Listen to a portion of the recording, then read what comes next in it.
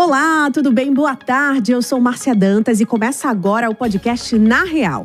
Hoje, é claro, vamos falar sobre o assunto da semana, um julgamento histórico do ex-presidente Jair Bolsonaro e mais 7 réus no Supremo Tribunal Federal, acusados de tentativa de golpe de Estado e outros crimes. Para analisar o caso, recebo 2 especialistas de peso aqui comigo. Maurício Piccialini, advogado, mestre em Direito, professor de Direito Processual e autor de obras jurídicas. E Jaqueline Valles, advogada criminalista, mestre também em Direito Penal e já participou de vários programas aqui na Jovem Pan com a gente. Então vamos começar primeiro detalhando esse julgamento. Coloca, por favor, na tela quem são os 8 réus que participam do Núcleo 1, segundo as investigações da PGR. E são 5 crimes, apontados inclusive pela PGR, mas a gente preparou algumas artes já para você, a nossa audiência que está agora acompanhando, entender tudo. Olha, o julgamento da tentativa de golpe de Estado, os réus estão todos ali na sua tela, começando, é claro, pelo líder, segundo a PGR, de todo o esquema, que seria o ex-presidente Jair Bolsonaro. E aí a gente já vai detalhando todos os réus, que teriam participado dessa tentativa de golpe, e a gente já coloca a segunda tela para você, que são os crimes, que eles vão responder, estão respondendo nesse processo. Pode passar a tela, por favor. A segunda tela é o julgamento que vai ser feito pelos ministros Alexandre de Moraes, Flávio Dino, Carmen Lúcia, Luiz Fux e o presidente da Corte, Cristiano Zanin. Essa é a primeira turma do STF. Agora, a gente tem a terceira tela, que vai detalhar para você os crimes. Pode colocar, por favor.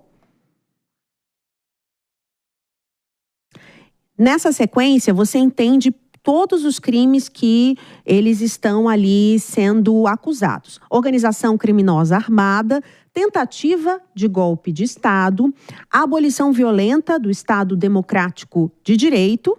Pode seguir, são 3, mas no ao todo são 5 crimes. Pode seguir para a próxima tela, por favor.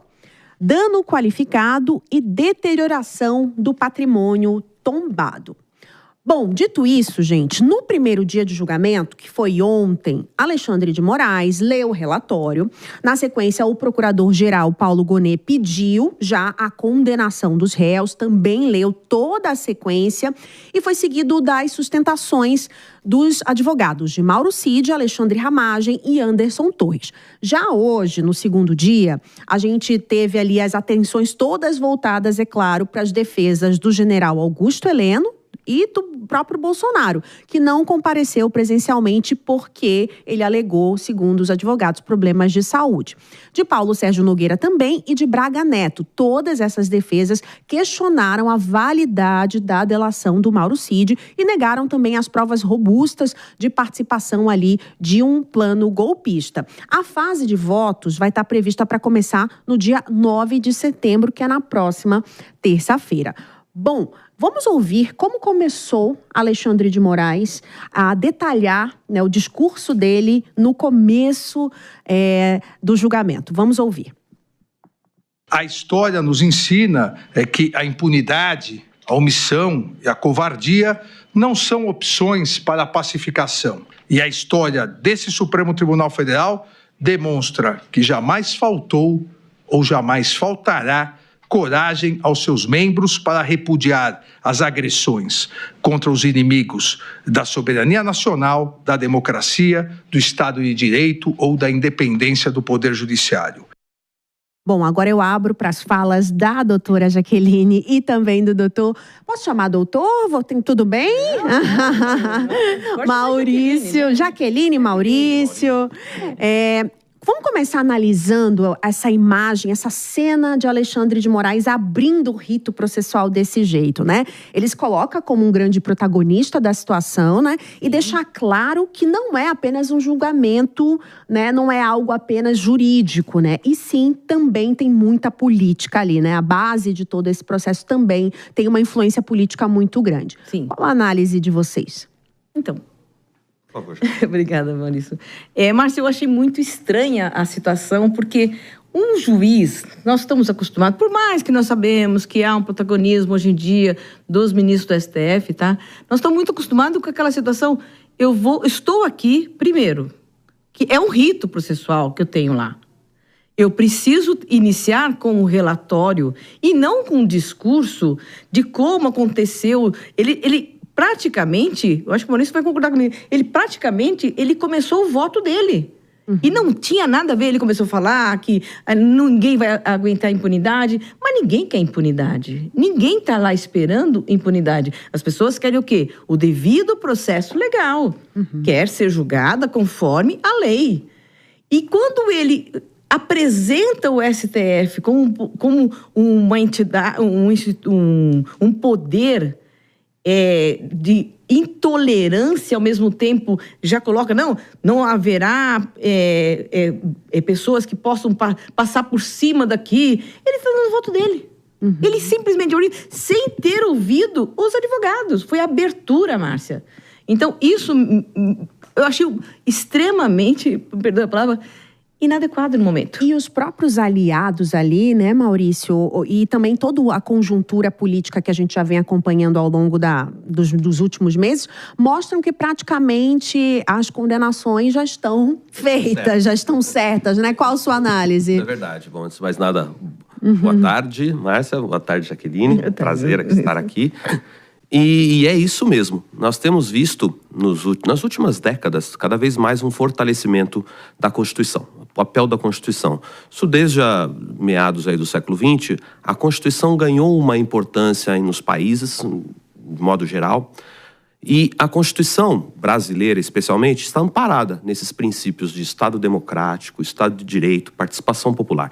Isso está muito claro na Constituição, inclusive pelo seu apelido, Constituição Cidadã, de 1988.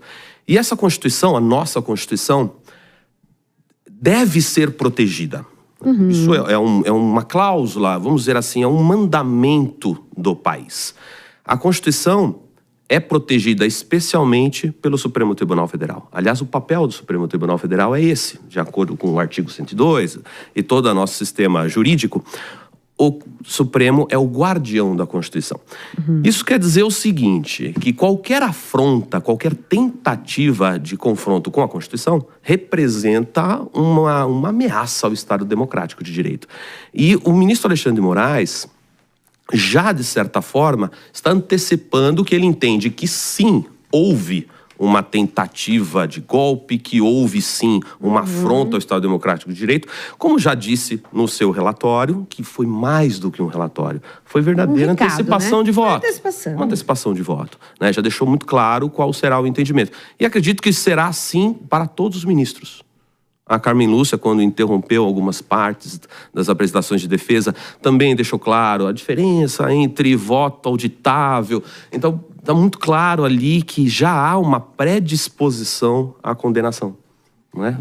E para a gente começar a entender, assim, todo o processo, existe alguma falha que vocês apontam durante todo esse rito que foi feito até agora, que vocês falam assim, existem falhas e brechas que as defesas podem usufruir para tentar absolver ou diminuir as penas? A gente sabe que a absolvição é muito difícil, mas a dosimetria? Não. Dosimetria. A dosimetria da pena. A dosimetria da pena pode ser reduzida. Uma dessas situações, eles falam que, por exemplo, que tem 2 crimes ali que podem ser juntados. Isso.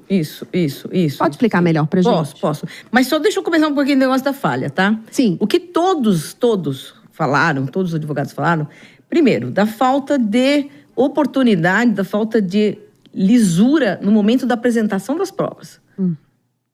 Eu achei até muito interessante quando o advogado do Jair Bolsonaro, o Vilares, um excelente advogado, falou assim, me perdoe, mas eu não conheço todo o processo. Por quê? Porque faltou para nós a apresentação. Eles chegaram a dizer que a imprensa teve acesso a muitas provas antes deles, né? Exatamente, que os advogados não tiveram. Isso é uma falta de defesa, uma falta do contraditório terrível. Mas passou por cima. Mas o que eu acredito que eles irão mais pegar mesmo é com relação à coerência da delação premiada do Mauro Cid.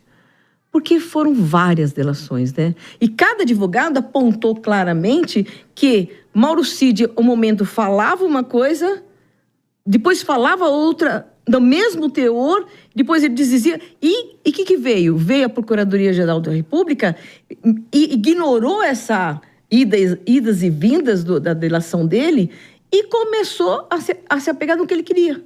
Mais nada. Se apegou no que ele achava necessário. E não deixou, não trouxe lá uma dúvida. Não, mas calma aí lá. Em alguns momentos até Mauro Cid diz que foi coagido, né? Sim, sim. E hoje foi falado muito claramente. A fala que ele fala é ótimo, mas a fala que ele demonstra, falou assim, olha, eles me fazem confessar. E passou por cima, né? Doutora, a mesma coisa, o seu pensamento? É uma questão interessante, porque todos os advogados não é o ponto central de todos, né? Há uma variação aí de argumentos em relação a cerceamento de direito de defesa, em relação a provas que não seriam conclusivas, uma série de argumentos. Mas um ponto central é a colaboração premiada, né? A colaboração é um ponto central. Sim. E porque, segundo a Procuradoria-Geral, a colaboração premiada corrobora as provas que existem. Eles alegam que existem outras provas, existe um contexto probatório, um arcabouço de provas, mas existem também comprovações por meio do depoimento do Mauro Cid. E aí todos falam equação. E o próprio advogado do Mauro Cid, aliás, os advogados do Mauro Cid falam, não, mas na verdade não houve coação, ele foi livre espontaneamente. E aí é importante a gente fazer essa diferenciação, até para o público que está nos ouvindo aqui, assistindo, entre coação e estímulo. Né? A lei específica da colaboração, a lei 12.000, eu até anotei aqui, 12.850, de 2013, esta lei da colaboração, a gente chama até tecnicamente de colaboração premiada.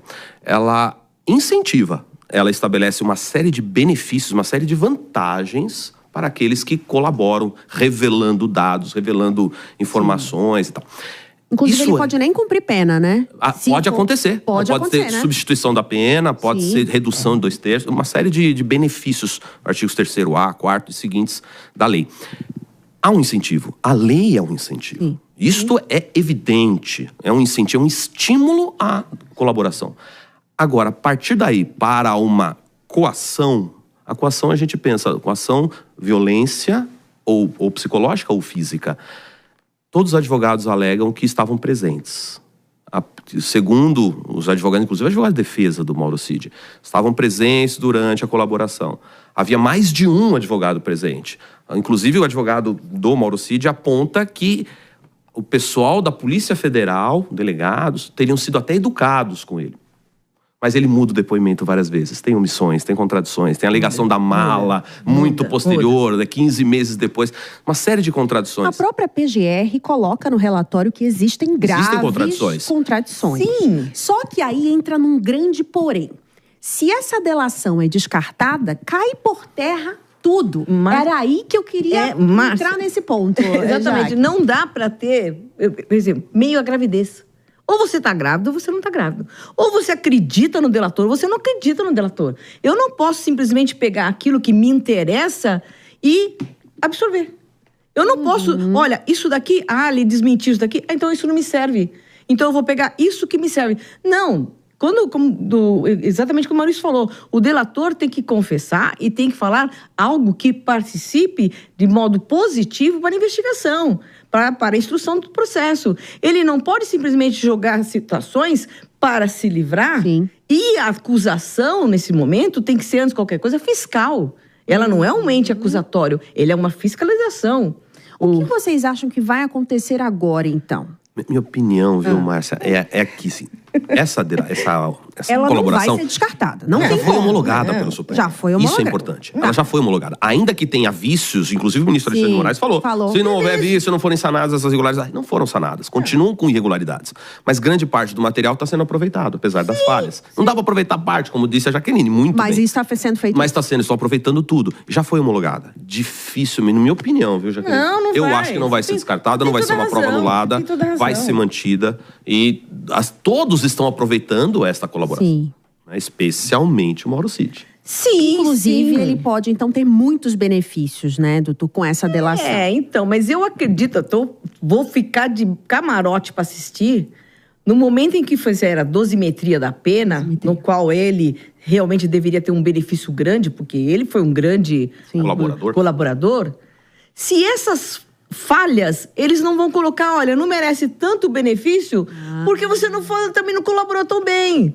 Então isso pode acontecer. Por isso pode, a defesa bateu tão forte nessa questão da delação. Uma ideia de divisão de responsabilidades aí. Entendi. Inclusive, ele pode pegar até só 2 anos, né? Você tem uma ideia? Colaboração não tem uma tabela. Depende muito de cada caso. Pode ser até uma remissão. A lei fala remissão, que é o perdão. Sim. Pode ser a redução de 2/3, pode ser substituição de penas. Então você tem várias opções. E qual vai ser a decisão? Isso vai ser visto no processo. O que a gente recebeu de informação hoje, da informação nova, é que ele tinha pedido para sair da área militar, né? Ele pediu para ser retirado, não quer mais. Ele disse que não tem mais. psicológico para continuar e para continuar. Eu queria fazer essa pergunta para vocês. O fato de generais e ex-ministros ali estarem no banco dos réus aumenta a gravidade em termos institucionais e aumenta o tamanho também desse julgamento para a história do nosso país, Jaque? Sim, com certeza, com certeza. É um julgamento histórico porque, salvo engano, é a primeira vez que um ex-presidente da República é julgado numa ação penal. Então, já é histórico. E ele não está sozinho. Então. São militares, são ex-ministros, a Agência Brasileira de Inteligência, a ABIN e outros órgãos extremamente importantes. Então, é um julgamento histórico, com grande relevância, inclusive internacional. Sim. Aliás, o Alexandre de Moraes começou o discurso falando isso. Nós nunca tivemos réus tão qualificados. Nunca tivemos. Do ponto de vista político, do ponto de vista militar. Sim, nunca tivemos. As Forças Armadas nunca tiveram no banco dos réus, que eu me lembro, nunca vi. Não com essa magnitude, né? Até presidente a gente acabou vendo, mas Forças Armadas lá no seu primeiro escalão, sentado no banco dos réus, é a primeira vez que eu vejo isso. Por isso que essa importância e esse holofote, e mais que eu chamo a atenção, todo mundo está esperando um julgamento justo. Porque está tendo uma participação social, que é muito importante isso, em cima desse cenário. E essa aumenta a responsabilidade do STF. Muito. Bom, agora a gente pode falar um pouquinho sobre algum dos réus, porque o que se analisa politicamente também? Que algum militar, um ou outro, pode ser absolvido como um gesto de Lula ali para se aproximar daquele, né, que é uma ala muito mais bolsonarista, muito mais de direita. Vocês acreditam que existe uma chance de absolvição em algum dos generais ou em algum dos réus? Pela análise de vocês? Eu acho sinceramente que não haverá absolvição. Até teriam citado Augusto Heleno. Não, eu acho que haverá uma variação na pena. Sim. Uma série de argumentos sendo sustentados de defesa, certamente de defesa, a própria colaboração, uma série de argumentos que poderiam levar a uma pena diferente para cada réu. Mas absolvição acho muito difícil. Acho que o processo já está sendo encaminhado para uma condenação.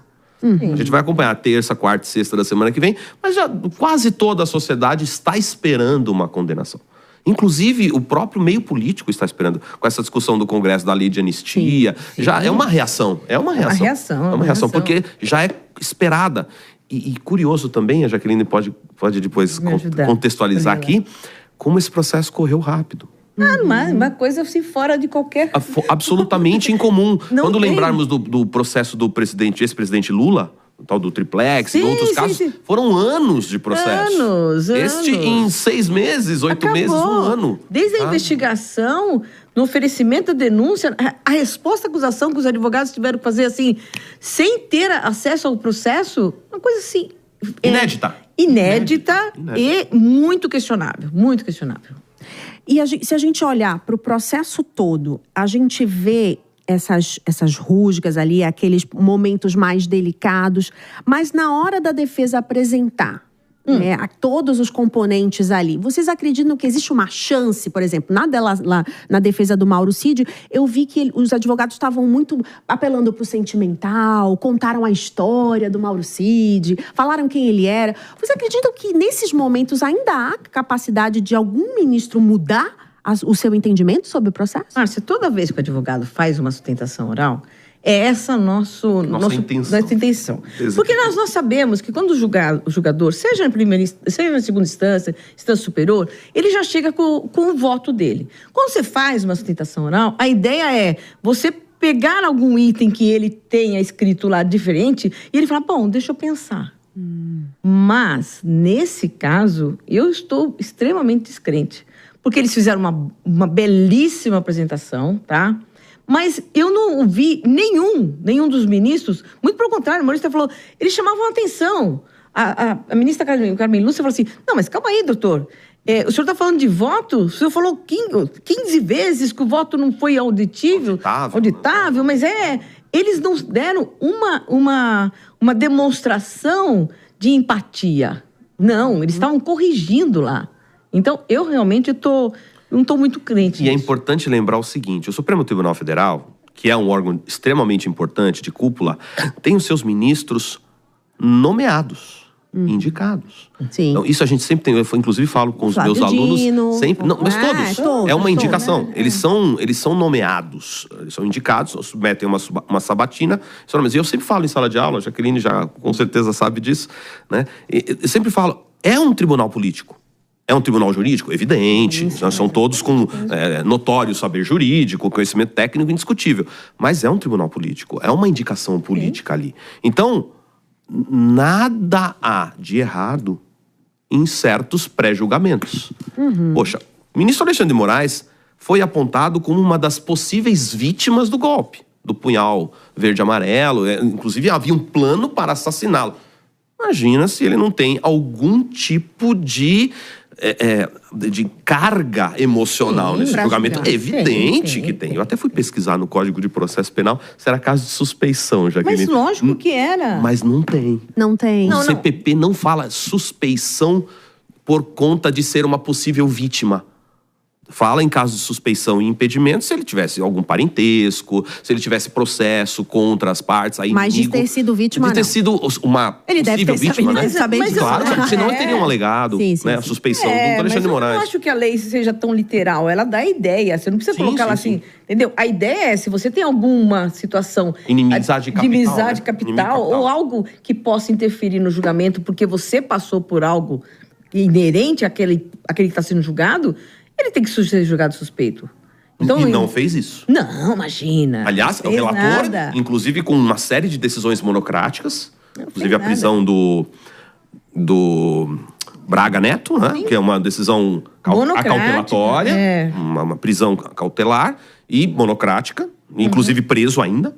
Então, tá evidente, assim, tá muito claro que há um julgamento político, uma carga política muito grande e com um pré-julgamento. Vamos analisar, então, os votos dos ministros. Quem que deve ir junto com Alexandre de Moraes? Será que Fux, dessa vez, vai ser, né, o único ali? E se há, doutor, também, Maurício, uma expectativa de pedido de vista, já tem dito que não, que geralmente isso agora já está descartado, mas pode acontecer ainda. O que vocês acham?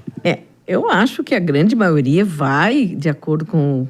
Todos irão falar, não vai ter aquele negócio, voto conforme o relator, não, todos... Acompanha o relator. Acompanha o relator, eles vão aproveitar todos o palco, irão né? falar. Ninguém vai deixar... Um julgamento histórico, midiático, né? Sim. Mas eu acho que todos, sim, vão... atrás do voto, ou não atrás, mas concordando, acompanhar o voto do Alexandre de Moraes, tá? Mas com relação ao Fux, Márcia, se você perceber, quando o Paulo Gonet fez o pronunciamento dele, ele fez questão de mostrar aquela imagem no qual o Bolsonaro estava naquela live, e ele falava, olha, presidente do STF, que na época era o Fux. E ele falou, ele indagou, viu, ministro Fux? Isso, tá todo mundo na expectativa que o Fux poderia, de alguma maneira, ou poderá, não sei, aí eu não sei o que ele vai fazer, tá? Pedir vista. E já estão trabalhando na situação de, olha, não peça vista. Isso. Porque era o único, realmente, que todo mundo tá... Existe uma dúvida, né? Existe uma dúvida, porque todos já se pronunciaram. Todos. O que acontece quando se pede vista? A gente pode... Isso, inclusive, a Jaqueline falou aqui muito bem. Quando nós fazemos sustentação oral, já fez vários também. Sim. A intenção do advogado, se a gente conseguir que o juiz peça a vista, é uma vitória. É uma vitória. Poxa, vai rever algum ponto, vai analisar com maior cuidado. Então, se esse objetivo for alcançado, já é uma vitória dos advogados. Não acredito, Márcia. Não acredito. Acho muito difícil. Na minha opinião, não sei se a Jaqueline concorda, é que todos já têm o voto devidamente redigido, elaborado, e serão lidos a partir de terça-feira. Aliás, a expectativa de que o Alexandre de Moraes demora em torno de 4 horas para a leitura do voto dele. É verdade Sério? isso? Expectativa, 4 horas. Tudo isso? Mas por quê? Ele não vai ler uma emenda? Não duvidem. Ele não vai ler a emenda, vai ler inteiro. Não, vai ler o voto. E aí a expectativa é essa, de 3 a 4 horas para a leitura do voto dele. E, obviamente, considerando a repercussão desse julgamento, que está sendo transmitido ao vivo, né? Mundo afora. Não sei quantos jornalistas lá. Sei pedidos de estudantes de direito para assistir o julgamento. Mais de 3 mil pedidos para acompanhar o julgamento. Então, eles não vão perder a oportunidade de apresentar. E o Luiz Fux está numa trincheira, a verdade é essa. Ele está numa trincheira. Se ele apresenta um voto totalmente divergente, um voto, né, não for por maioria e não por unanimidade, com certeza a imprensa, a opinião pública vai ter uma reação.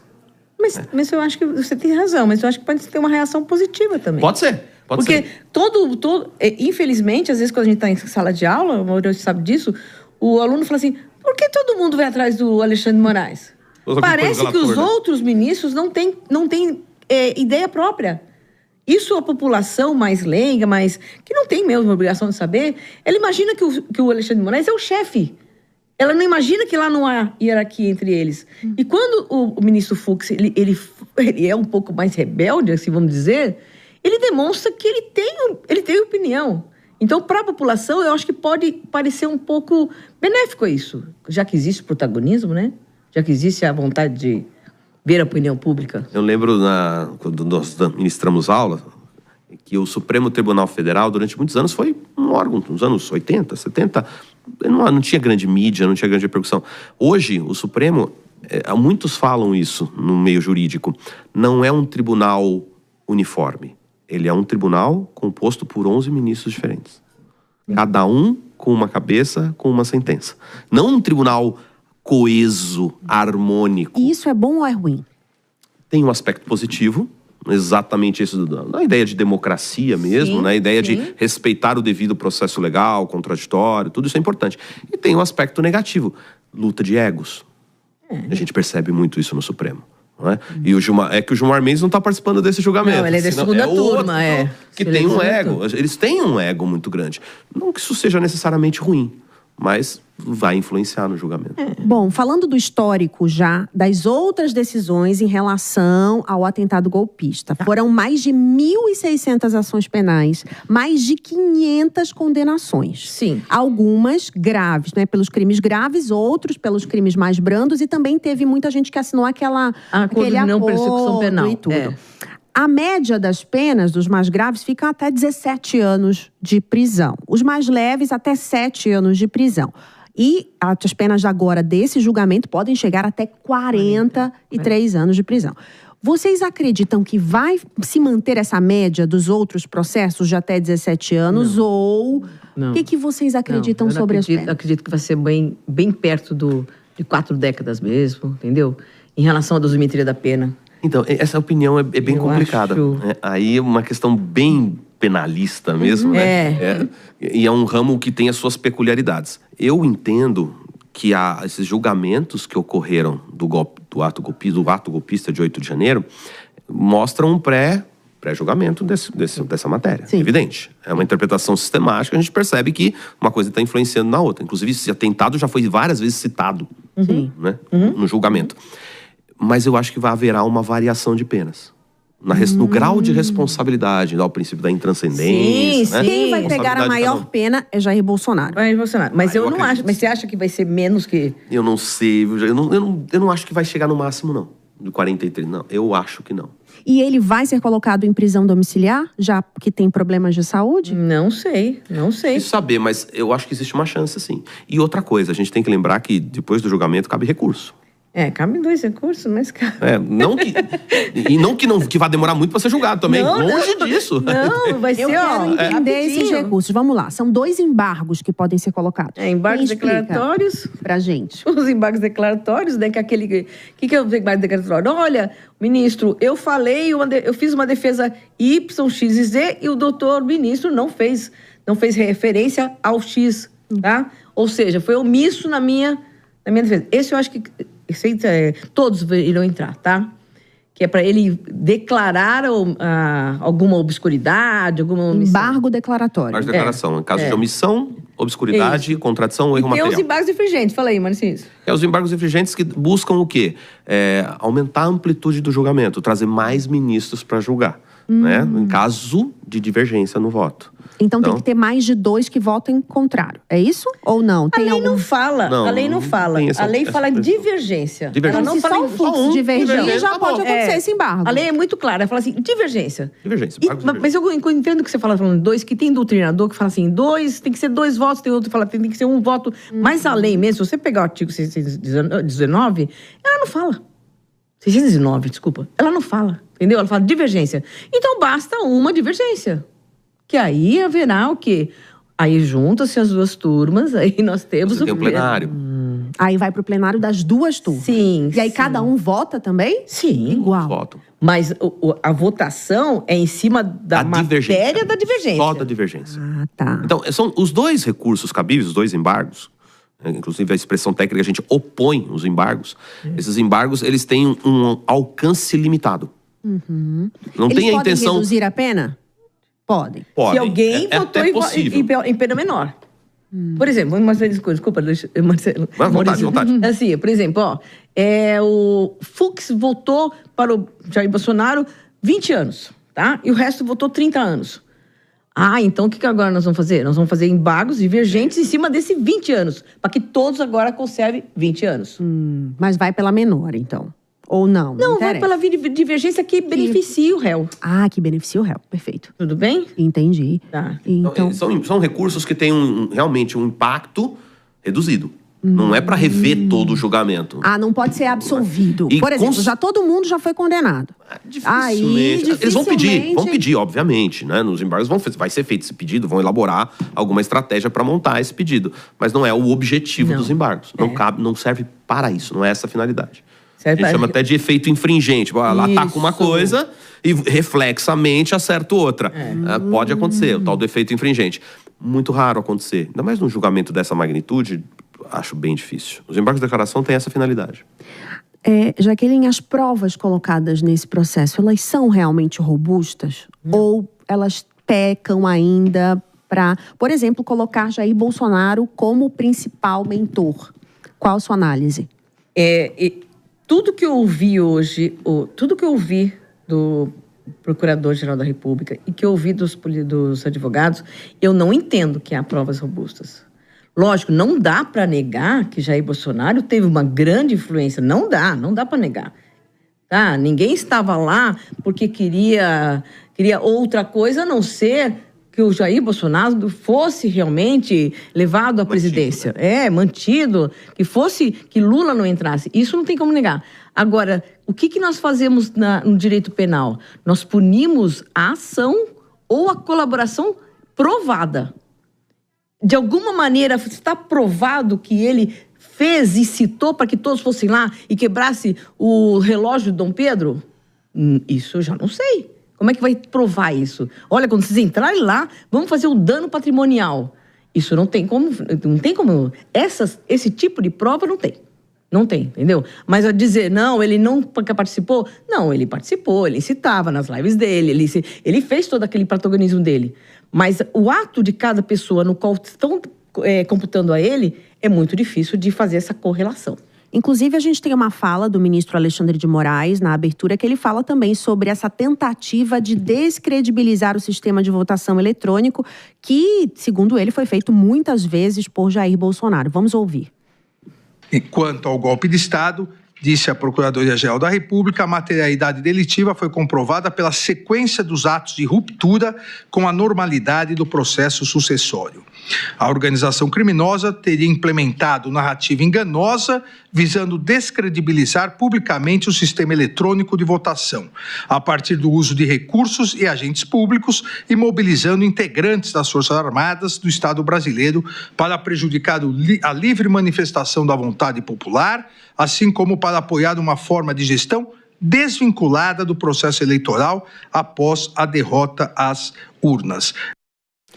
Inclusive, doutor Maurício, a gente observa nesse processo que existem provas que foram produzidas pelos próprios réus, né? Os documentos do punhal verde e amarelo, os documentos ali, as mensagens, a BIM e tudo isso. Isso são provas robustas, como eu perguntei para ela, a Jaque acha que não, a Jaqueline não tem esse entendimento. E o seu entendimento? Ótima pergunta, viu, Marcia? Ótima pergunta. É uma pergunta delicada.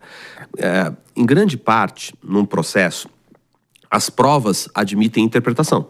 Perfeito. Mas a gente tem que sempre lembrar, e a Jaqueline lembrou isso muito bem aqui, e o Alexandre de Moraes também mencionou isso, que no processo penal nós temos dois objetivos. A prova da materialidade do crime, que o crime existiu, ou a sua tentativa, e o indícios de autoria. Indícios, a lei fala indícios de autoria. Tem várias informações dando a entender que aquelas pessoas participaram. Em relação aos indícios de autoria, me parece muito difícil escapar. Porque tem imagens de Bolsonaro falando também. A minuta do golpe encontrada na casa. Não, mas essa minuta estava circulando, mas está impressa na casa do... Quem guardaria uma minuta impressa de algo que está circulando na internet? Então, há algum tipo de materialidade, autoria. Só que há um juízo subjetivo de avaliação, de apreciação das provas. Isso sempre acontece. O juiz, nosso sistema jurídico, o juiz trabalha com um livre convencimento. Ele é livremente orientado no sentido A, B, é a sua consciência. A gente até usa na sala de aula, Jaqueline está aqui, não deixa mentir, que a palavra sentença vem de sentimento, vem de sensação. É o que o juiz sente, é o que o juiz percebe. Então, há um juízo de valor subjetivo aí. Entendo que essa prova é suficiente. Não há o que fazer, é o juiz que decide. Está na mão dele. Então, são provas absolutamente incontroversas? Não. Não são. Há indícios de prova, uma série de dados, informações que são reunidos. Inclusive, a própria colaboração premiada é genérica em relação à participação de cada um dos envolvidos aqui, dos 8 acusados. Então, é uma situação muito delicada, bem subjetiva. Não são robustas, mas se forem suficientes para convencer o juiz, os ministros, é isso que vai acontecer. E, Jaqueline, o próprio Jair Bolsonaro chegou a declarar que aqueles que foram mais radicais, que ele não mandou, ele tentou tirar, aqueles radicais daquele dia do 8 de janeiro, que ele nunca mandou ninguém pra lá e tudo. Inclusive, ele foi até, no mínimo, ofensivo no momento que ele falou assim, vou repetir palavras dele, mas aqueles idiotas foram lá... Eu fiquei pensando... É bem o perfil, né? Aqueles idiotas foram lá, ou seja... Se era para fazer algo, não era para fazer desse jeito. Sim. Se era para agir de forma contrária à posse do novo presidente, Lula, não era para agir desse jeito. Então, ele tenta se desvincular. E nesse momento, eu acho que ele minimamente foi sincero, porque ele esperava, assim, uma reação. Mas não uma reação aquela. Entendeu? Por isso que é difícil. E você acredita que a defesa dele vai conseguir tirar Jair Bolsonaro desse dia, do 8 de janeiro, que é uma das estratégias também que eles não querem? Você acredita que pelo menos isso eles vão conseguir amenizar ou não? Não. Você acredita que não? Não. Infelizmente, eu estou muito... Eu acho que o voto já está pronto. Do ponto de vista processual, viu, Márcia? E deixando claro isso. Do ponto de vista processual, há uma série de situações aí que não são comuns ou não deveriam ser aceitáveis num processo. Uma série de induções. Só dê uns exemplos. Não, essas, por exemplo, a colaboração premiada é super genérica. Ela é muito genérica em relação à participação de cada um deles. E está sendo utilizada como base para condenação. É um exemplo, claro. Você pega uma minuta que não está assinada, eles chamam de minuta apócrifa. Não tem assinatura de ninguém. Mas estão usando essa minuta para incriminar. Houve ali um projeto de golpe. Se eu pegasse esse mesmo contexto, vamos imaginar, em outra coisa, com outros réus da primeira instância... Em processo que não envolvesse político, não passaria, outro tipo de reação. Essa condenação não estaria certa de jeito nenhum. Mas vocês percebem, claro, que se dando o perfil de Jair Bolsonaro e a força política, não teria como ser diferente. Não, aquilo que a gente comentou, que eu comentei aqui, é um julgamento político também. Sim. Evidente. É um julgamento político. E a mídia mostra isso. Vamos falar então um pouquinho de 2026. O que isso pode mudar no nosso cenário político a partir desse julgamento? Jaqueline, começando com você. Então, eu tô vendo o movimento, que nós falamos agora há pouco, sobre a anistia, né? A anistia está muito agora, de repente, muito forte. Cabeçada por Tarcísio. Por Tarcísio, que é um homem forte. Não tem que se negar, não agrada a todos, mas não tem que se negar. E esse movimento pegou um pouco despercebido, deu uma balançada, né? Então, não dá para nós termos taxativos falando, não, 2026 está correto, vai dar direita e esquerda, vai dar tudo lá. Não, eu não vejo assim, não. Acho que podemos ter surpresa em 2026. Tivemos uma debandada agora de 2 partidos do governo. Eu vejo exatamente isso. Me parece que haverá uma reação. Sim. De partidos, e o Tarcísio é uma prova disso, já começa a se movimentar até para uma eventual campanha política, quem sabe, para já está falando como possível presidente. Então, eu acho que haverá uma reação, inclusive, popular. A parte da sociedade que defende, e aqui a gente não está defendendo nem A nem B, longe disso, uma análise totalmente técnica. Sim.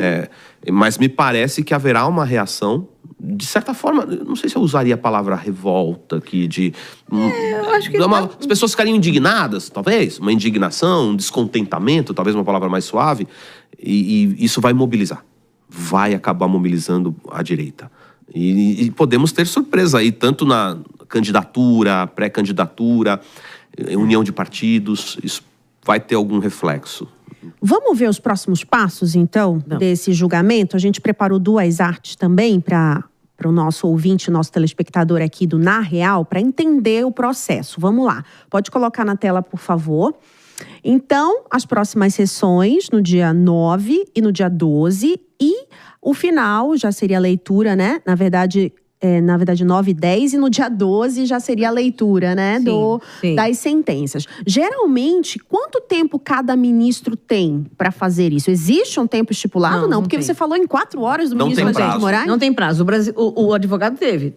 Uma hora para cada. Mas o ministro não tem prazo. Então ele pode ler o voto em 1, 2, 3 horas se ele quiser. Sim, 4 horas. Até que o Maurício falou que vai ter 4 horas.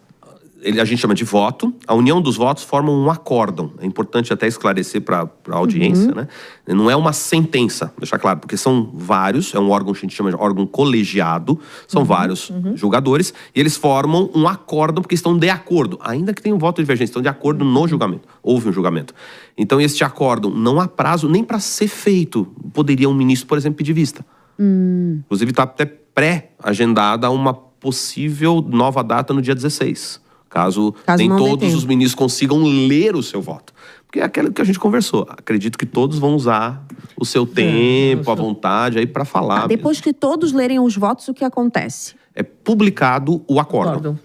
A gente chama de intimados. Os advogados são intimados da decisão. Aí o acórdão, que é a decisão final, contendo todos os seus votos, vai ser disponibilizada e aí tem início o prazo para o recurso. Quanto tempo esse prazo? Os embargos de declaração, 5 dias. Né? E aí é o primeiro recurso, que vai ser oposto. Vai, por todos. Será todos oposto. Será advogados, oposto. Por todos os advogados. Mesmo que tenha voto divergente, vão ser opostos os embargos de declaração. Para corrigir uma omissão, obscuridade, contradição ou erro material. E eles vão procurar encontrar alguma falha dessa. Eu acho que tem já na nossa próxima tela, inclusive, essas informações. Pode pôr, por favor, para a gente contextualizar aqui com a Jaqueline e o Maurício. Então, a absolvição pode acontecer parcial ou total. Queria que vocês explicassem sobre isso. A condenação com definição das penas, embargos, como a gente já falou deles aqui, sem recurso automático ao plenário. O que significa isso também? Sem recurso automático ao plenário. Vamos lá, posso começar com a absolvição? Pela absolvição, parcial ou total? O que significa parcial, por exemplo? Parcial olha, eu vou te absolver no crime de dano, mas eu vou te condenar no crime de golpe. Perfeito. Tá? Isso é a parcial. Condena em uma parte, absolve em outra. Esse é parcial.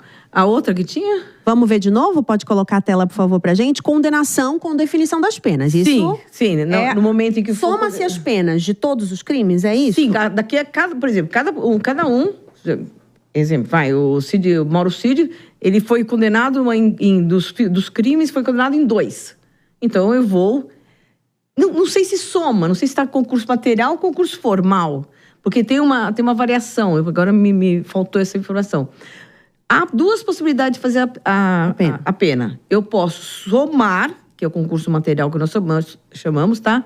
Ou eu posso entender que um crime levou ao outro e ter o concurso formal. E aqui eu pego uma pena e vou aumentando. Mas eu acho que é concurso material, né, Maurício? Inclusive, era uma pergunta que você tinha feito, né? Um crime ser absorvido por outro. A gente chama de consunção. Inclusive, um dos advogados apresentou o pedido de consunção. A absorção de um crime maior, né, bem didaticamente, um crime maior... é o atentado ao Estado violento democrático. Estaria incluído no golpe de Estado. No golpe de Estado. Seria um crime menor que faria parte do outro tipo penal. Né? Estaria incluído. Nos outros processos, isso eles não levaram em conta. E acho muito difícil. Porque a ideia de aplicar uma resposta à sociedade, a essa violação ao Estado Democrático de Direito, à soberania e tudo isso, parece que o caminho tem sido esse, concurso material, soma de penas. Me parece que vai ser difícil aceitarem a consunção. Acho difícil, mas pode acontecer. Mas o princípio da consunção é muito legítimo. Legítimo. Porque o que é o golpe de Estado? O golpe de Estado é você ir lá e, de alguma maneira, de uma forma violenta, tá? Você tirar aquela situação democrática. Como é que você... Está lendo aqui, abolição violenta, como é que você chega num golpe de Estado se você não vai violento? Então, ou seja, você passa por um crime que nós chamamos de crime meio para atingir um crime fim. Isso é o verdadeiro conceito do princípio. Não enxergar isso, de novo, é voltar a ter o julgamento político e não o julgamento, claro, diante do técnico, né? Jurídico. Não é. Vamos colocar de novo a tela, então, só para a gente relembrar quais são os outros pontos, por favor. Os embargos, nós já falamos deles, e o sem recurso automático ao plenário. Não... Quer falar, Maurício? O recurso automático é a ideia de que né? a gente chama de remessa ex officio, remessa necessária, em que um julgamento contra o próprio Estado. Então, quando há um julgamento, uma condenação do Estado, a União, o Estado, o município, uma condenação que acontece, por exemplo, no processo civil. No processo civil isso acontece. A gente chama de remessa necessária ou remessa ex officio. Não é recurso. É um encaminhamento. Toda vez que há uma condenação da Fazenda Pública, o próprio juiz encaminha a decisão dele para uma instância superior. Não é o caso aqui. A gente tem que lembrar, porque não é só isso, não é porque só está na última instância, mas é porque aqui você não está julgando o Estado. Ele tem que ser provocado. O recurso tem que ser provocado por uma das partes. O recurso voluntário. Porque a gente está julgando aqui pessoas físicas. Perfeito. Não estamos julgando a União, o Estado, a Secretaria, a Fazenda. Não, a gente está julgando as pessoas, os 8 réus. Então não há uma previsão legal de remessa necessária ou reenvio, como queiram chamar, né? Eles estão sendo julgados agora criminalmente, mas quais são os outros? Eles podem perder os cargos, né? Sim. Quais são as outras penalidades após esse julgamento? Existe o julgamento disciplinar, no qual vai implicar a perda da patente, né? E também os vencimentos. Isso é outro julgamento, que não tem nada a ver com essas provas. Eles vão ser julgados em termos de a disciplina. No caso, os militares. Os militares. É um âmbito administrativo. E existe sempre a possibilidade de qualquer tipo de ação civil. Mas aí os prejudicados, por exemplo, a União, o Estado, o município, eventualmente a pessoa política tiver sido prejudicada numa indenização por dano material, dano moral.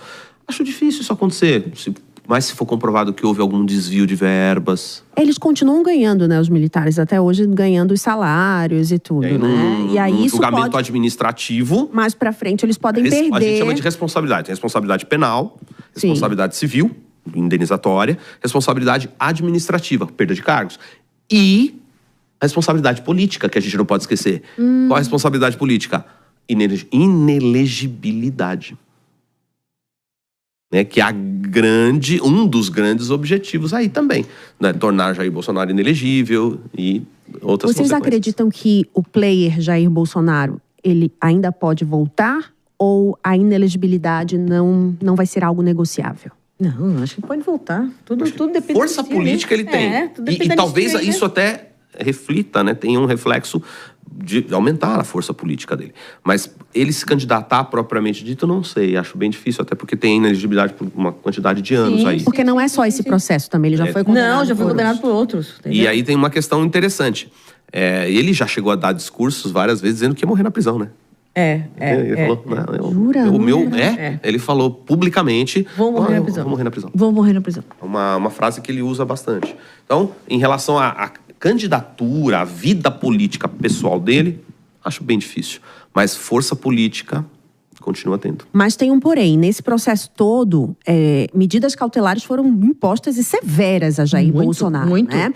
E ele não vai poder fazer campanha política para ninguém, né? Assim, pelas medidas cautelares. Então, as medidas cautelares, depois de uma sentença Isso que eu ia perguntar. O que muda após a sentença? A sentença, se eles entenderem nesse curto espaço de tempo de recurso que realmente a condenação é confirmada, eles pedem mandado de prisão.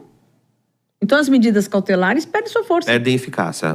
As medidas cautelares deixam de existir e são substituídas por uma sentença penal condenatória. Sim.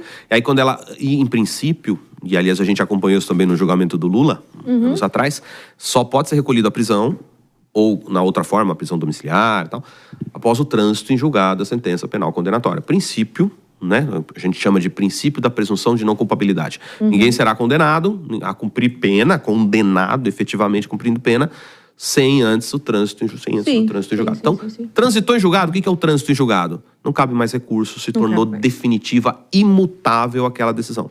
É a imutabilidade, o efeito de imutabilidade de uma decisão. Transitou em julgado, acabou, morreu. Ah, mas não dá para alegar pro Papa? Não.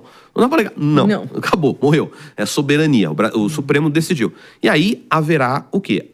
A fase de execução da pena, que é o cumprimento da pena. Então vai ser recolhido à prisão e vai cumprir a pena. E vocês aí todas as cautelares acabam. Que agora, então, pensando nesse futuro de Jair Bolsonaro, que ele pode ser levado para uma prisão especial, já que foi, né, um chefe de Estado. Sim. Então, quais tipos de regalias após uma possível condenação, se houver? Não, regalias eu não entendo. Eu entendo que haverá um local diferenciado. Mas ele ficará preso. Domiciliar ou não? Prisão domiciliar. Eu já ia perguntar. Sim, se não eu for acho concedido. Que existe uma possibilidade, sim. Né? E talvez até de uma forma política. Prisão política. Não ele prisão pode, política, por ser militar, ele pode até ficar num quartel, né? Mas a ideia Sala do Estado-Maior, né? A ideia de uma prisão domiciliar tenha um caráter político, é isso que eu quero dizer. Sim, perfeito. Né? Poxa, já foi condenado, não sei quantos anos, já transitou em julgado, então vamos permitir que ele cumpra prisão domiciliar. E aí apresenta uma série de laudos médicos e tal. E a lei prevê isso, é um direito. Sim. Ele não ter ido ao julgamento é algo bom politicamente ou algo ruim na visão de vocês? Eu não vejo diferença, não. Acho que a base política dele, que realmente segue Jair Bolsonaro, entende que ele nem deveria ter ido, é da Ibope, entendeu? Entende que é da... Auto de rebeldia, Auto de rebeldia, bem esperam isso dele mesmo. Então, ele... Não acho que isso possa prejudicá-lo politicamente. Ele não foi, ele alegou que estava mal, realmente. Não foram vários réus, não foram? Sim. Tá? Então, e a presença do réu no julgamento, juridicamente, não faz nenhuma diferença. É irrelevante. É irrelevante. Não é ouvido nesse momento. Não, ele não pode ser ouvido. O interrogatório já ocorreu tempos atrás. Então, ele nem aparece, ele poderia aparecer lá numa imagem, né? Numa foto, numa filmagem. Ou numa cena de câmera, ele poderia estar imaginando, mas ter alguma influência sobre algum voto, nenhuma. Teria o efeito político. Efeito político. De encontrar uma série de admiradores, de seguidores, né? Lá de fora, manifestações. Mas aí cairia nas medidas cautelares. Não pode. Então corre até o risco, né? Corre risco conveniente também. até melhor ficar em casa mesmo. Eles têm, inclusive, direito de silêncio. Bom, pra gente fazer uma análise final agora, nosso tempo já tá encerrando. Uma análise final, geral, do que se esperar para os próximos dias do final do julgamento dos votos. E também uma análise crítica, né, sobre tudo o que aconteceu até agora nesse processo da trama golpista. Jaqueline, começando por você. De tudo que aconteceu foi um julgamento, infelizmente, político. Não foi um julgamento jurídico. Tivemos muito pouco juridicamente a falar. Infelizmente, a sociedade não teve oportunidade de ver realmente o devido processo legal ter sido aplicado. E o protagonismo dos ministros, isso é muito prejudicial na sociedade, porque o poder judiciário serve para julgar. E ele tem que ficar lá quietinho, julgando. Ele não precisa aparecer. O que precisa aparecer são os atos dele, não ele. Infelizmente, nós tivemos isso. Maurício. É bem verdade isso, né? A gente tem que concordar. No meu modo de ver, eu até uso em sala de aula essa expressão, um julgamento sui generis. O que é um julgamento sui generis? Diferente de todos os outros que a gente já viu, né? Uma coisa inédita. Abre precedentes, Maurício? Abre sim. É difícil acontecer novamente, mas se acontecer, esse vai ser citado. Vai ser citado com certeza. Julgamento sui generis, muito rápido, ineditismo em uma série de situações, uma colaboração premiada extremamente questionável, né? Tivemos uma série de provas que são muito mais indutivas do que conclusivas, uma indução. Julgamentos ou pré-julgamentos manifestos pelos ministros. E mesmo nas sustentações orais dos advogados, estávamos até conversando em off aqui, eu e a Jaqueline, os advogados não foram tão técnicos, exatamente por conta desse efeito midiático, né? Então, um julgamento que tem enorme carga política. Não sei se foi um julgamento exclusivamente político. Acho que não. Tem grande aspecto jurídico aí, e os ministros vão reforçar isso nos seus votos. Mas não tenha dúvidas. Todos eles vão falar dos artigos tal, da lei tal, vão tentar levar para o lado jurídico. Mas tem uma carga política muito grande, né? E é isso. Muito obrigada, então. Eu quero agradecer a presença do professor Maurício Piccialini e também da doutora e professora Jaqueline Valles. Valles, é isso? Valles, tá certo. Também tem um escritório, né? Tem, de advocacia. Como é que a gente encontra vocês nas redes sociais? Já façam aí, por Posso favor. falar? Claro. Tá aberto aqui. Aberto o Instagram. É Jaqueline Valles, com CQ e Valles com 2 L's. Jaqueline Valles, ADV. Jaqueline Valles, ADV. Doutor Meu também, Instagram Maurício. também, Maurício Piccialini. Tá? É só Maurício Piccialini. Piccialini, eu falei todo o tempo errado. Tudo bem, meu Deus. Márcia. É absolutamente comum. Maurício Piccialini. Pronto. Obrigado. Muito obrigada. Foi um prazer, falar com vocês. A gente vai ter esse material todo agora no nosso YouTube. Então, se você gostou, compartilha esse episódio, coloca nas suas redes sociais o link, porque eu acho que houve aqui, né, a gente não só debateu o juridiquês, a gente conseguiu esclarecer a população, porque eu acho que poucas pessoas conhecem tanto os ritos do STF. Eu acho que isso é uma coisa boa, não é? Muito. Não, essa parte foi boa. Essa parte foi boa? Vamos fazer uma última análise, então, essa parte foi boa. A sociedade olhou pro STF. Então. Ontem, eu em sala de aula, só para rapidinho. Claro. Me fale o nome das pessoas do STF. Já lembro o nome dos ministros. Eu já sabia. Olha que maravilha. Mas ao mesmo tempo, assim, me fale o nome dos ministros do STJ. Nem sabe que são 33, né? Mas nem sabe que é STJ. Nem sabe que é STJ.